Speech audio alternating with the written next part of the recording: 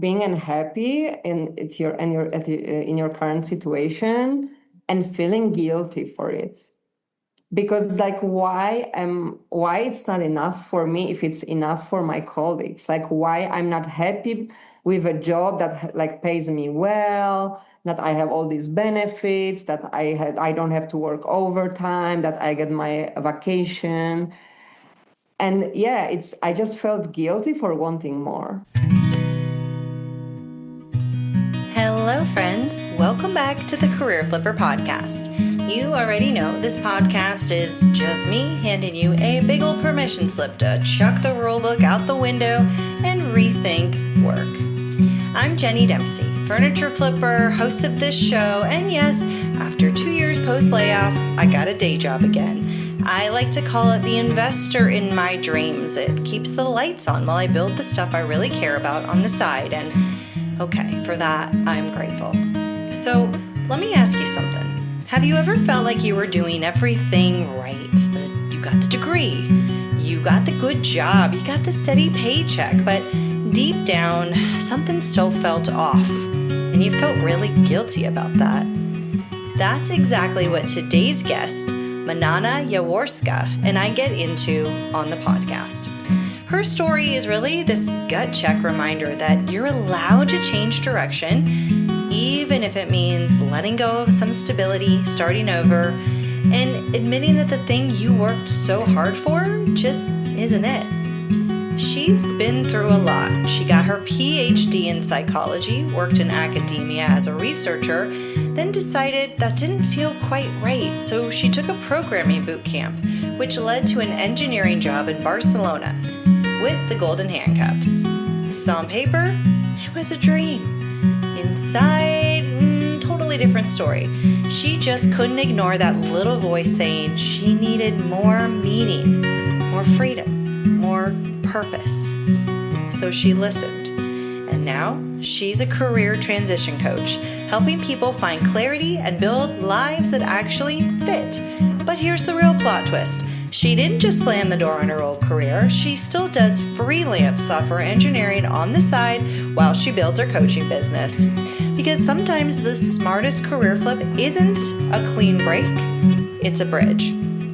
And in this episode, we dig into family and cultural pressure to play it safe, why stability is really not always what it looks like, and how she finally found the courage to walk away while still keeping one foot steady as she builds the life she really wants. So if you've ever felt guilty for wanting more or wondered if that voice inside you was just being dramatic, been there. Consider this episode your permission slip to believe it. Let's get into the episode now. Manana, welcome to the Career Flipper. It's so good to have you here. Hello, Jenny. I'm very happy to be here. Thanks for inviting me. Oh, absolutely. Well, tell everybody about you, who you are, where you are, and what you're doing right now. Sure. So I'm from Poland. I live in Colombia currently. And yeah, my way here has been long and with a lot of turns that we are going to talk about.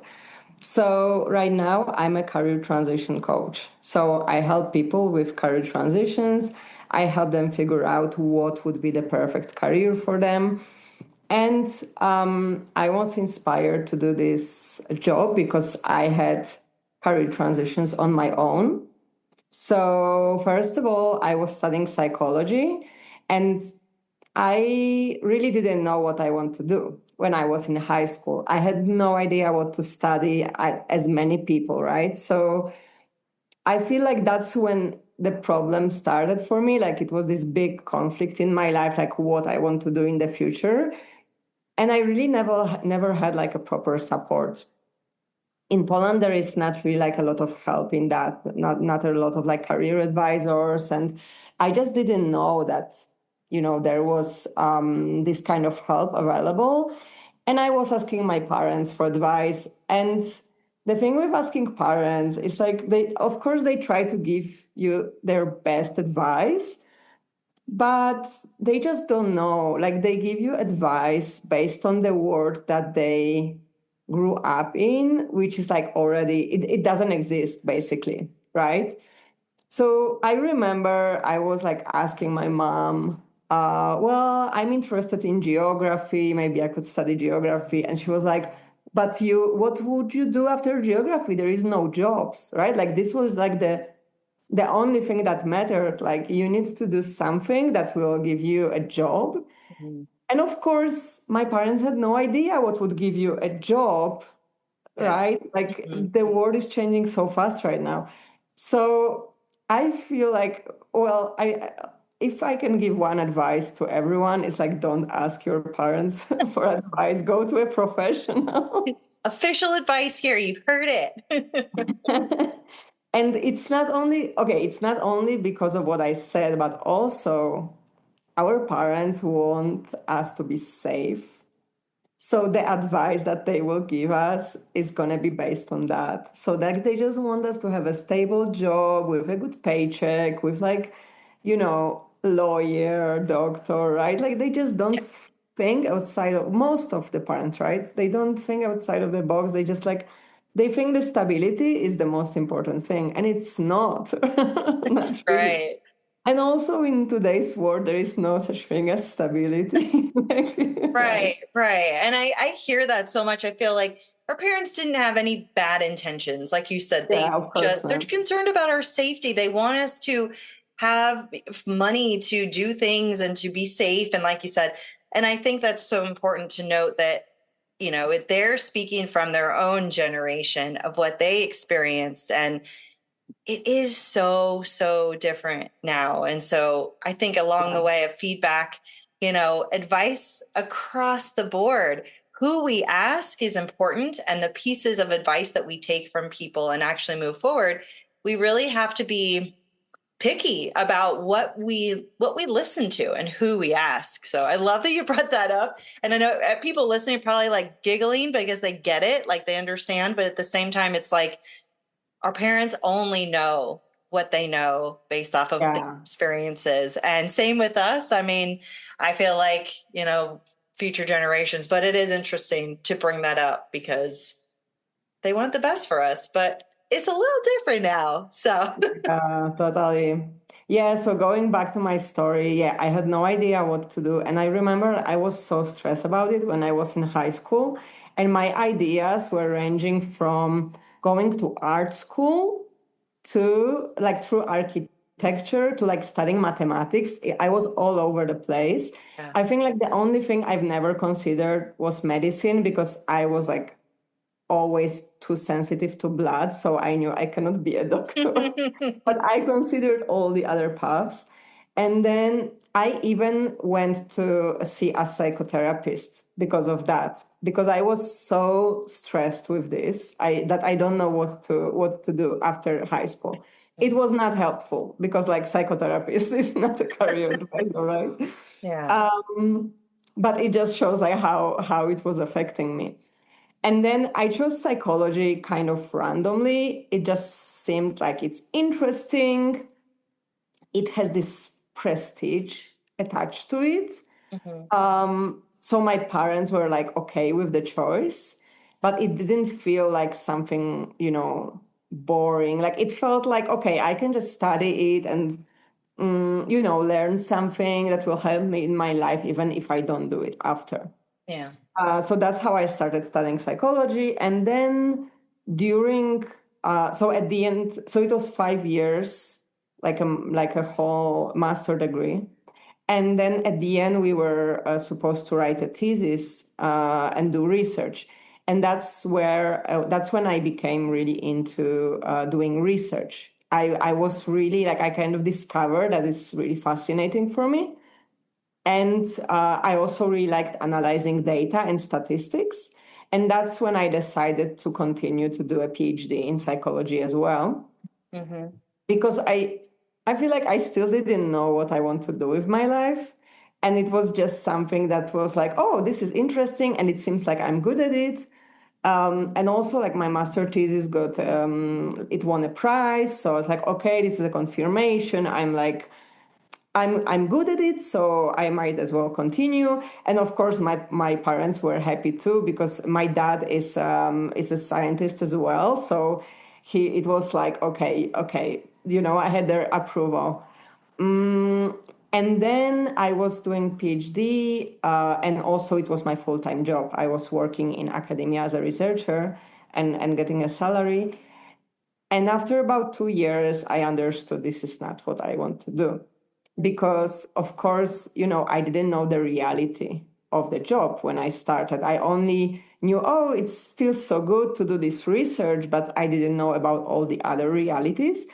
Like, a lot of your time is writing proposals to get like financial means to do your research. And then you also have to teach students, and that takes a lot of time. And this and that, and then also like you are not really able to choose where you are going to live, because getting a job as a scientist is really hard. And then you get this job like in the middle of nowhere, and you just accept it. So it wasn't really. So once I started understanding these things, I was like, wait a minute, I think this is maybe not a career for me. Yeah. And actually, like this is so right now with my clients, I always go through the process of checking the realities of careers that they are considering. It's like you cannot just base your choice on this rough idea of what it is. You actually have to go and interview people who are in these jobs, and you have to ask them what your day to day looks like. What is the most annoying thing about your job? Like, what is the most difficult? So you get these answers from real humans. Mm-hmm. And I know, like, if I had interviewed a scientist before taking this decision, which I didn't even talk with my dad about it. It Yeah. was just like, I know if I asked, they would tell me, but I didn't ask. I was just like, oh, fun research, great. So, yeah. So after 2 years, I was like, okay, I need to find something else. And I kind of did like a break from doing my PhD. I started working in like marketing research because I could Mm-hmm. use my skills there. Mm-hmm. But then I got this what's the word for it? Internship? No, scholarship. I went to US for 9 months. And it was just like, okay, I will give it another chance because I have this opportunity to go to the US. So I just accepted. And I thought maybe if I see how it's done somewhere else, maybe it will be different. But then it wasn't. So I still didn't want to continue in this line of work, but it made me finish my PhD. So I actually finished Mm-hmm. because of that. And then I was like, okay, what do I like to do? What do I like about this job that I have right now? And what I liked most was the data analysis part and the statistics part. So I thought, okay, I need to work in something that's more like numbers, just like analytical thinking. So I started thinking about being a data scientist, becoming a data scientist, because it felt like, I have like the right predispositions, right skills to go into this career. But there was one piece missing, and it was programming. Like the data scientists, like I remember these graphs that were showing like what skills you need as a data scientist, and one of them was programming. So I was like, okay, let's try this. I've never tried this before. Fun fact, my mom is a programmer, but also like so I started learning with some online courses just to see what is it about. And I discovered I really liked it. It was like, oh, this is real fun. And it was like really quite easy for me to learn it. It was just coming naturally. And then at some point I thought, okay, why data scientist if I just like programming? Mm-hmm. And also I learned that when you are a data scientist, you don't really do that much programming. So it's more about using the like tools that are already created, but you don't really program from scratch. And I thought, well, I do like programming, so maybe I could do that. And also at that time, it was kind of like a tech, like everyone wanted to go into tech. it felt like this golden mine. Like you can just like earn whatever you want and you will never be without a job. That's what we thought at the time. Now the realities changed also. Yeah. But I was like, well, I would be so free. I could live wherever I want, which was like always, because I also forgot to mention, like between this transition, I took a break and I went traveling to Southeast Asia for a few months. And this is where, when I started dreaming about becoming a digital nomad, because I met so many people who just work and travel, and I was fascinated by it. So programming felt perfect because it would allow me to travel, to live anywhere I want. And it was like this opposite of academic career in this sense. Yeah. And also good money and everything. So I just decided to do that. And I did a boot camp. And actually, my career transition was so fast. I think it's crazy. It just took a few months. I started my bootcamp in January, and in May, I already started my job. Wow. It Yeah. was super fast. Yeah. It was like a really good time to start. And then also, like, after a year of working in Poland, I got a job in Barcelona. So I moved there. So it was like all I wanted, all I ever dreamed of. And of course, it was like the working conditions were great. I never had to stay overtime. Like it was like employees market, so we were just like treated very well. And so like in theory, everything was great. And I did like programming, but I was slowly starting to be feeling that I want something more. Because, okay, like I was enjoying when I had to like solve some programming problem, great, but I was missing a purpose, like the sense of purpose, the sense of doing something meaningful. And I feel like this is something I was looking for always. I wanted to do something meaningful. I wanted to help people. I wanted to do some good in the world. And then I kind of forget about it. Like I just like went into this programming path thinking that this is not important anymore because all these other things were, it seemed like a perfect path. So I just like discarded this idea of doing something meaningful. But then it just came back. Like, I feel like if something's like your core value, you cannot just, you cannot just forget about it. It's just there. Yeah. It will It's show up. part of you. Yeah, yeah. Yeah. So I started thinking like, yeah, but I would like to do something good with my skills. I was looking for jobs in startups that are, maybe like helping the environment or like preventing food waste and something like that. But the truth is, it's very difficult to find this kind of job as a programmer.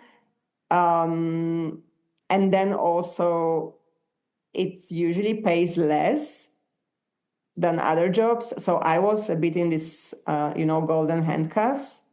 Was like I didn't want to go down with my salary, at least not much. And yeah, and I was kind of stuck, just like you're looking at jobs from time to time, not finding anything. And then I had this idea of helping people with career choices since a long time because as I told you, like already in high school, it was like a big problem for me. So when I was studying psychology, I had this idea that I could be a career advisor. But then I discarded it because in Poland, it's like a minimum salary. And I didn't want that for me. But then it kept coming back. And also I had these mentoring opportunities or kind of coaching opportunities because I was talking with a lot of people who wanted to get into tech, who wanted to become programmers. Like they were just reaching out and they were asking me for advice. And I loved these conversations. I just loved like the feeling that I had during these conversations was like, oh my God, like this is the best use of my time, just like sharing my experience and helping them make a decision. and like showing them, like there are other options in tech. You don't have to be a programmer. You can be a UX designer. You can be this, you can be that. And I don't know, it just fulfilled me so much having these conversations that I started to have this idea of becoming a coach. And then I also did this coaching during COVID. My company we had this like development budget. And I did a short coaching program. And one of my tasks was to send these questions to like 10 people that are close to me and ask them what are my strengths, what I'm good at. Yeah. And I remember the answers, they were a lot about this, like, you inspire me. I love getting advice from you. Like, you always have this like good advice, good ideas. I like discussing like important decisions with you. And my coach was like, well, it sounds like you should become some kind of advisor. And that was also like one of the times when I was like, oh, maybe I should do that. So yeah, there were like a lot of moments that were like inspiring me to do that. And yeah, I finally kind of got ready to try this out. And I just took a leap. I just left my full-time job as a programmer with the idea of becoming a freelancer. So I have time to develop my coaching business on the side. So it was kind of risky, but I really admire people like you who have full-time jobs and then their like passion job on the side. I'm not able to do that. I'm just like, I think I'm not hardworking enough to do that. Or like not organized enough. I don't know. I just knew like I won't do this if I have my full-time job. Yeah. And fortunately with programming, like I was able to get like a really good client. So this enables me to develop my coaching business because yeah, I'm still like in transition. Yeah. Like still my main source of income is programming. Yeah. But I'm working on the coaching. I would say like half of my time. Yeah. Yeah, so that's my story. It's like really complicated, really long. Oh, but there are so many like words of wisdom that you shared and so many like I don't know, gold nuggets in here. And I have so many questions for you as well. So the things that are really standing out, and I'm going to jump back into a little bit earlier of what our conversation was, but you were really struggling with what to decide to pick. And this was going back to high school. And it Yeah, sounds like there was a lot of pressure from, culturally and also from yeah, your family to figure it out. And I think a lot of us can relate with that, especially when we're younger. Like, you got to figure it out. You got to pick something and so kind of easing into it and picking something that was like, kind of familiar. You're like, okay, I like psychology, but also your dad was a scientist. And so you kind of had this familiarity of like, oh, this is a stable thing that one, they will accept. And yeah, two, you're like, okay, I kind of, I'm interested in it and it's going to provide that stability and acceptance culturally and all these things. And then as you're going through it and then, finishing it and realizing, oof, this does not check the boxes of how I want to live my life. And yeah, one of the things that you said when you were trying to figure out what to do next was, and I think this is really helpful for people listening, and maybe this is something you do with your clients, but when you said, I didn't know what I wanted to do, so I listed out the things that I do like about what I'm doing. yeah, You focused on that. And then exactly when you were leaning into, I like the data, I like the research part. And then you looked into, well, what would someone in this day to day have to do? And then programming showed up. Programming was not initially on your list, but it became part of it because you got curious. You got curious. You started to look into that. And I think that's a very actionable tip that anyone listening can take away. You may not like your job, but there are probably elements of it that you do enjoy. And so what can you take from there? What can you learn about that? Who can you ask? I love that too. Like slide into someone's DMs if they're doing that Mhm. job, call them, text them, message them on Instagram, whatever it is, ask them what their day to day is like, because you might learn something else. Especially like you found programming and the fact that your mom's a programmer and that it came easy to you. It sounds like, maybe there was also some part, and I could be wrong, but I'm just like hearing like a little bit of acceptance as well when you hopped into that because your mom's already like, well, that's what Definitely. I know, which is so cool. Female programmers, let's go, let's do it. Um, and and so when you jumped into that I mean, I just thought that was really impressive. The other thing that stands out for me, oh, you said the phrase golden handcuffs. And Yeah. so I am fairly certain anyone listening can understand this because it does get tricky, especially there are companies and a lot of them being in tech, not all of them, but a lot of them in tech, especially at the time period you were talking about, really provided these cushy, Yeah. benefit focused jobs. They paid well, they gave you all kinds of, fun things and made it so you didn't want to leave. And Yeah. then not only didn't want to leave, but that it was so hard to leave because you can't get that anywhere else. So you did that. And then, to break away from the golden handcuffs is something that I definitely would love to have you talk more about because you knew that you needed something with meaning. And you feel like that was kind of lost along the way when you took this job that really provided a lot of support financially, and maybe there was some like camaraderie with teammates and living in a place where you wanted to live. So it checked a lot of boxes. Yeah. That meaning part was really the golden thread through all the things. And so, how did you let the golden handcuffs go? How did you get out of them and make that decision to jump into coaching? How did that, at what point was that like, okay, I'm ready to do it? Because you even said the word risky. You even said that, but you knew that staying was probably going to be harder Yeah. than going. But a lot of us, I think, are so scared to take that leap. So, how did you do it? Yeah, that's a great question. So I had a lot of fears about money, around money. Mhm. I don't know why, because like I didn't grow up in like we weren't poor, like we were okay. We were not rich, but we were like okay.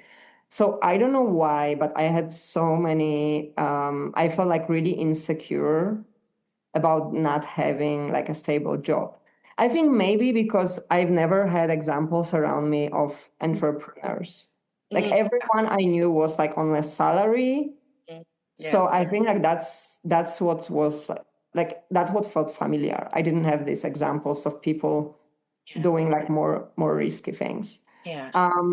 And I just had this even like catastrophic thoughts when I was considering leaving my job. Like I literally imagined like I'm gonna end up homeless, which was like completely like not possible. Like it wasn't realistic because then I was like trying to okay, let's look at the reality.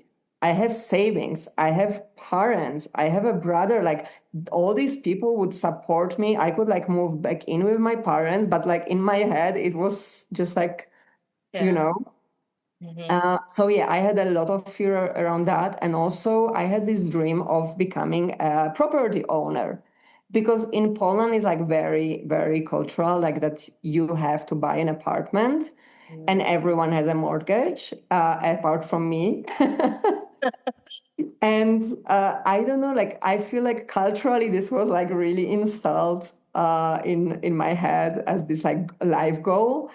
And I knew that if I leave my job, I will like. I mean, now I think I might still become a property owner, but like I just thought I will have to give up on that.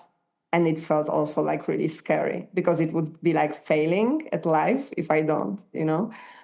What helped me? Okay, so first of all, that like from practical approach, I think okay, so I was in like a really bad moment in my life. The year where I quit my job at the end, I was struggling a lot, like also with my mental health. I had like a burnout at work, and then it led to depression. And then like I was like in a really, really bad moment. And I think this is what many of us kind of need to experience to make a change.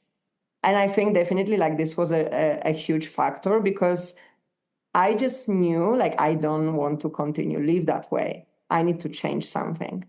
So this was like one important factor. Then, so I was in a long-term relationship, and I feel like this was part of this of me living this kind of like my imagine like dream life was like, yeah, I have a partner, we have this apartment, we have a dog, and like we have good jobs, and we are gonna buy like take a mortgage soon and buy something. Like this was, I was living this like prescribed life. And when this relationship ended, and suddenly I was like, oh Jesus, like I don't have anything right now. I'm like, I have anything but freedom. Mm-hmm. So I just took a decision I still had my full-time job, and I took a decision to start traveling full-time, because I had to move out anyway. So like instead of looking for a new place, I just decided I'm going to try this digital nomad thing. Yeah. And the first place I went to was Berlin. And I think like Berlin, I have to thank Berlin for my career transition, because it's people of Berlin who like helped me and inspired me, because I don't know if you've ever been, but it's just like really free city. Like I feel like there are many people in Berlin, they live these unusual lifestyles. They have like two different career paths, they are working part-time, and then they are part-time artists or whatever. Like there are so many people who they just don't live this mainstream path. Mm-hmm. And what happened was like I was meeting a lot of people, and I was just talking with them, and I was just getting like when one inspired but also encouraged, because it was like, oh, if they do it, maybe I can too. Maybe it's possible, because you just need these examples. Mm-hmm. Like if everyone around you has a full-time job, then it feels really scary to not have one. Yeah. But if suddenly you are like meeting people who live different lifestyle, then it opens your eyes. So yeah, this really helped me. And then I also started going on dates, because I was like, okay, let's try this again. Let's go on dating apps. And I was going on dates, and I was talking with these guys who had their own businesses, and they just like started to contradict all my fears and all my the things I believed, Mm-hmm. which because I had this belief stuck in my head that, oh, don't become an entrepreneur because you will have to work more and you will earn less. Like that's what I had in my head. That was what everyone around me was telling me always. And then I went on a date with this guy who did exactly that, and he told me the opposite. He Yeah. was a programmer before, and then he decided to quit his full-time job and become an entrepreneur. And he told me literally, I work half of the time that I used to work, and I earn double the money. And I was like, oh, okay. So yeah, it's what really helps, because it was not like one person. It was like multiple people, and I quit my job that month. It was just, yeah, I just got this courage. I think it helped that I was like, I was not in my usual environment. So it kind of really, I just felt more free. I just felt more courageous to take this decision. Yeah, and I just did it. I don't know. The fear just went away. And also, yeah, I think what really helped as well was somehow this idea of helping people with career transition. It came back yet again, and I just got this clarity that this is it. I was just like, okay, no, this time I think like this is like fifth time that I'm thinking about, Yeah. Yeah. So I really started like really heavily researching what could this career look like, and I somehow found like this that I could be a coach. So not just like a career advisor, which is more traditional role that you are like based in a school or in like Mhm. like institution Yeah. basically. Hmm. And then I kind of found this possibility that I could be a coach. I could work online. I could work with people from around the world. I could still travel. I could work in English. And once like I found because I found this course for coaches Yeah. that was focused on that. And I just saw like the title and I was like, oh my God, like this is it. This is what I want to do. So I think getting the clarity helped me to take the leap because and now this is what I tell my clients, like you need the clarity, and once you have the clarity, then you are ready to take action. This is like what you need to stop being afraid, basically. Oof. The clarity is what you need to stop being afraid. And Yeah. first of all, I would love to go to Berlin one day. Never been there, but it sounds like my kind of place. And I think that's so important that you call this out because it's not common. Even, I mean, I'm in California. It's very uncommon for people to not have a salary job, and especially like pretty much all my friends have it. Not my career flipper friends that have been on here, but like majority of my friends that I know, family member, that's just kind of how it goes. But to Yeah. put yourself in an environment where people around you, where it's normalized, where Yeah. having a part-time job and starting your own business or doing these things, it's normalized. And it does feel less scary because going back to what we were talking about earlier with like cultural pressures or family pressures, like it's all we know, or even asking our parents, we were talking about that earlier. If that's what if that's what we see, that's what we experience, that's all we know, that's all we think we can do.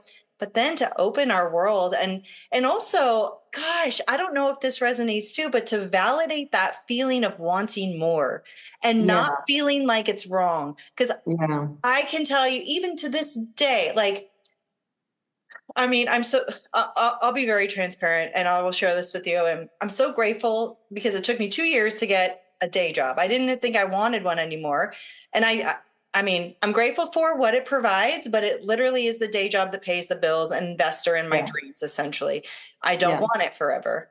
And maybe that's like career, a problem to say on a public show, but I'm going to say I don't want that forever. However, I will say that it is like to give myself permission to feel that it's okay to not want to climb the career ladder, to not want a day job, to start my own things. The validation that that is okay, that's huge. And you were around that. You had people around you. You were going on dates and people were like, yeah, like it's totally normal to have multiple things, to work in a way that aligns with your life and to do things that help others and give you meaning, and that's perfectly okay. Like you wrote yourself a permission slip, Manana. Like Yeah. you did it. Totally. You gave yourself that permission slip, and by doing that, you went into a role for coaching that gives others that permission slip. Oh, Yeah. Totally. yeah. Yeah.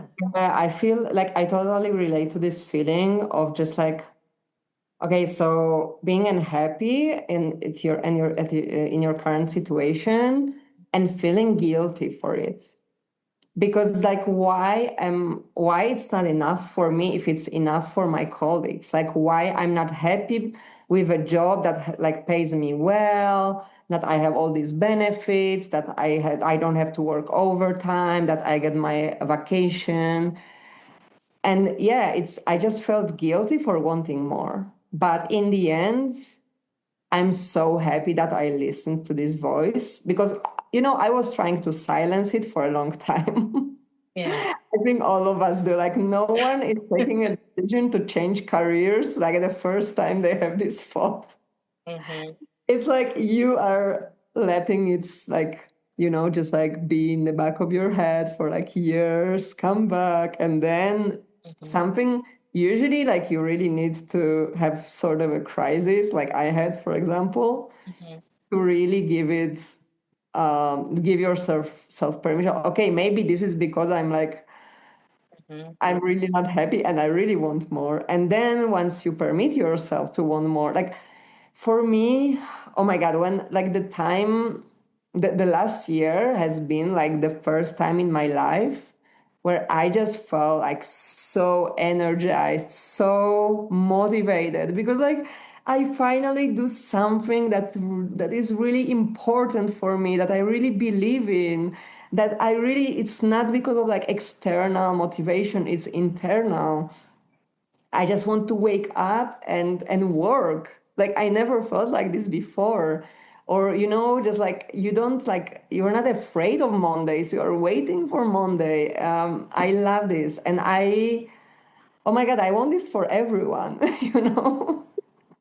Yes, exactly. That's so well said. And I think that guilt part that you mentioned is really important. It's so easy to lean into what's wrong with me for wanting more and feeling guilty for that or feeling like you're crazy. I mean, I'll be very honest. After I got laid off from my job and then couldn't find a new one and started to do furniture restoration and thinking, oh my gosh, where has this been my whole life? This is what I want to do. I actually put myself into therapy because I thought that I had lost my mind. Who goes from the stable tech world to that consistent, stable paycheck to wanting to work in the garage covered in sawdust and paint? And suddenly I was like, there's something so wrong with me. And so I was working with a therapist, and it's like, actually, there's nothing wrong with you. There is nothing. You're just really scared. And it's change, and change can be tricky when it is so outside of what you know and what you have experienced. And Yeah, but like I feel like you touched a really important point, which is what is sanity? It's like it's yeah. like what society wants you to do, right? Like this Yeah. is what like the average. It's like, yeah, so you were thinking like something wrong with you and you needed therapy because you were happy with a choice that was Yes. not what society thinks is the Hmm. best choice. Hmm. Right. Yeah. Right. Well, I feel like, like doing this kind of transition requires a lot of courage. And this is the courage to break away from what society tells you that you should do. Yeah. And accepting that exactly as it is, giving yourself permission to take a different path. And Yeah. I just think like the work that you're doing with clients to help them get that light bulb moment and figure out, have that clarity around, okay, what is it? And then having a hand to hold Yeah. while they take those early steps, that's the hardest part. But once they get going, it's like an avalanche. It's like, whew, all right, you're off to the races. But those initial things are so important. And the work you're doing, because you followed this for yourself, is such Yeah. a gift that you bring to the world. Manana, this has been an amazing conversation. I'm just like so lit up. And it's just, let's just cut to the chase. Like, how can people work with you? How can they figure out these clarity moments, these light bulb moments, knowing that you've gone through it yourself? And where can they find you? Sure. So I'm mainly on Instagram. So my Instagram handle is Career Change Guide. And that's how you can find me. And I put there like a lot of tips as well. So, even if you don't want to be my client, like just go there and check out the videos. Because I give tips how you can also do some exercises yourself to get some clarity. And then how I work with my clients is one-on-one coaching. And there are two parts. So the first part, which is super important, it's getting the clarity. So I have like the whole process that takes you from, well, basically what we discussed before. So like what you like about your current job, like this is actually the where I start working with my clients. So we analyze all the past experiences, like what did you enjoy, what you want to do more of, and what you want to leave behind. So this is super important. And then we analyze strengths. So that we choose top skills. That's very important as well, because it's not like you will start from scratch. You have a lot of skills, and some of these skills can be used in your next job. And then we also analyze areas of interests. So like like maybe you want to work in like environment protection, or maybe, yeah. So like just like also choosing your top in maybe with animals, maybe with kids. And then based on that, we do this huge brainstorming exercise where we generate like all possible ideas for what my client could do in the future. And then we also include other people. I think this is really important. We include like whoever they want to include, they add ideas as well. And then from there, we start narrowing down. So based on, the realities of the job, like, maybe you want to earn a certain salary. So maybe this will not pay enough, and maybe this requires going back to university and you don't want that. So we like start to discard options. And also we do this value exercise where we personal values. So also based on that, we are like choosing and discarding options. And then at the end, we are left with maybe 5 choices, and we start doing research about them. And also the interviews that I mentioned before. Yeah. And then people choose one, or sometimes they choose 2 jobs that they want to combine. So that's the first part, getting the clarity. And in my experience, it takes about 3 months.